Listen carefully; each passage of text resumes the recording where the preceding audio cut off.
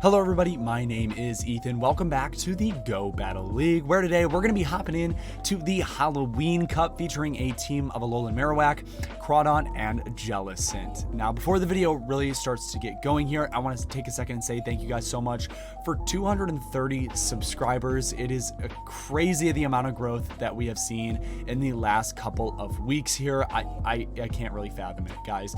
And I just want to say, please leave a like, subscribe. It helps the channel out a lot. Comment down below. I respond to every single comment that is left on my videos. We are so close to 250 subscribers, which just sounds so unreal to me. So I just don't know what to say. Please subscribe, please comment, and I'll respond to you guys.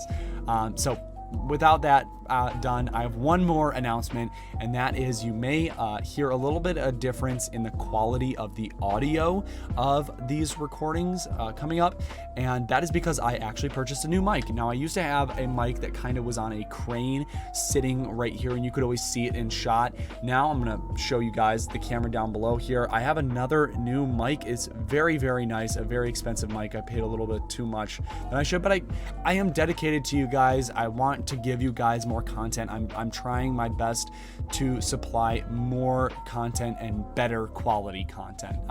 That's really what I strive for, is bringing you guys the best content that I can produce. So that is pretty much the gist of all my announcements that I have to make. I didn't commentate the whole first match, so let's get into it and explain this team. So one of the common things in this cup, the Halloween Cup, is poison types, right? So poison types are literally everywhere in this cup.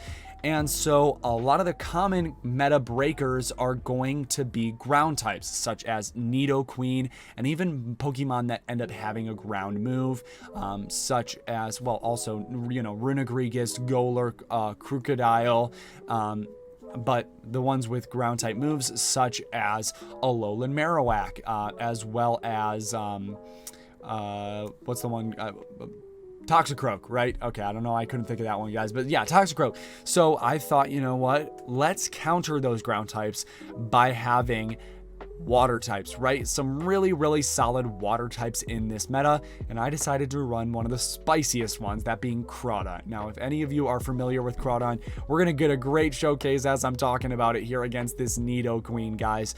CRAWDAUNT is one of the squishiest Pokemon in Go Battle League in its entirety, right?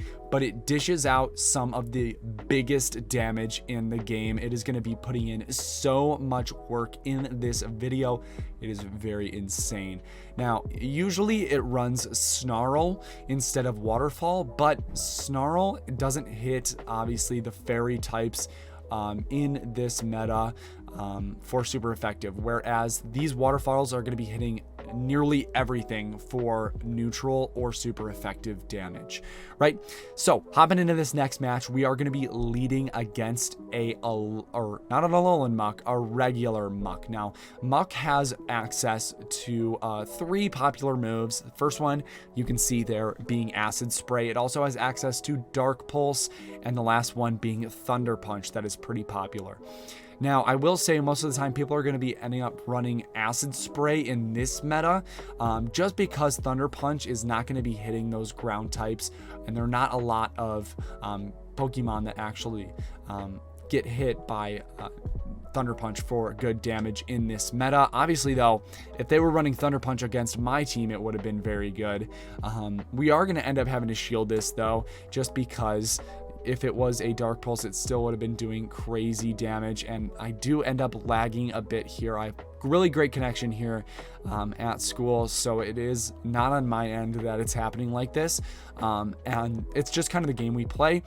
And as I see that Crabhammer do so little damage, it's one of the highest attacking damage moves, combined with one of the highest attack stack mons that should have done more than 50% damage. So I knew that I wasn't going to be able to win that one. Now, leading into a Toxapex against Alolan Marowak, obviously it has access to Brine. So what I intend to do is throw the Shadow Bone and then swap into Jellicent, one of the hardest counters to Toxapex in the entire league.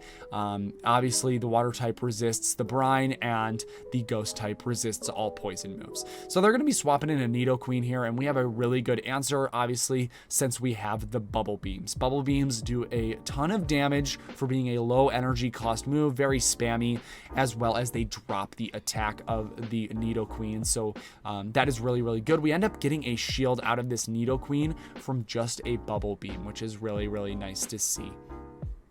Now, our switch timers were a little bit off-centered, so we can actually snipe with the CRAWDAUNT, which is just something that is so awesome about this team. We are actually going to be able to tank a brine with our CRAWDAUNT here, which is not something that you see quite often.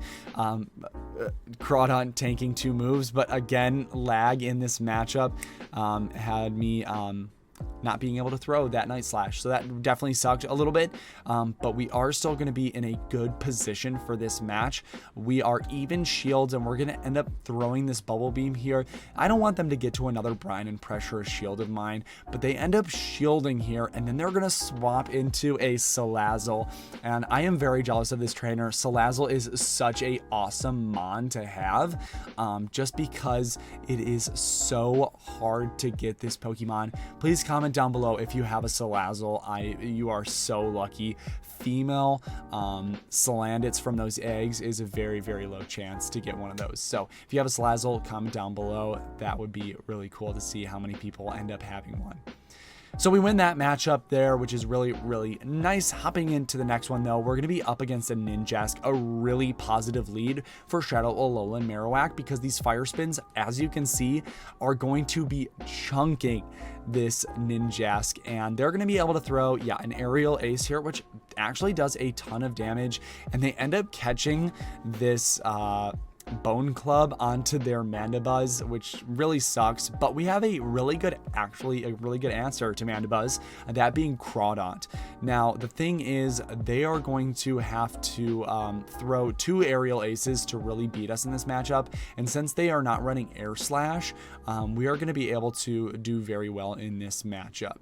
None of my mons really win against Mandibuzz that well, so it's important that we get shields. We get the attack boost here. Look at how much these waterfalls are chunking, guys. This is actually insane. Mandibuzz is one of the tankiest mons. They try to catch a move there, but it doesn't matter. They're going to be swapping back in to the Mandibuzz here. We're going to throw a Night Slash. They're going to let us take them out, and this is just going to be crazy, guys. Look at how much those waterfalls did. That was 4 waterfalls worth of damage. Oh my gosh.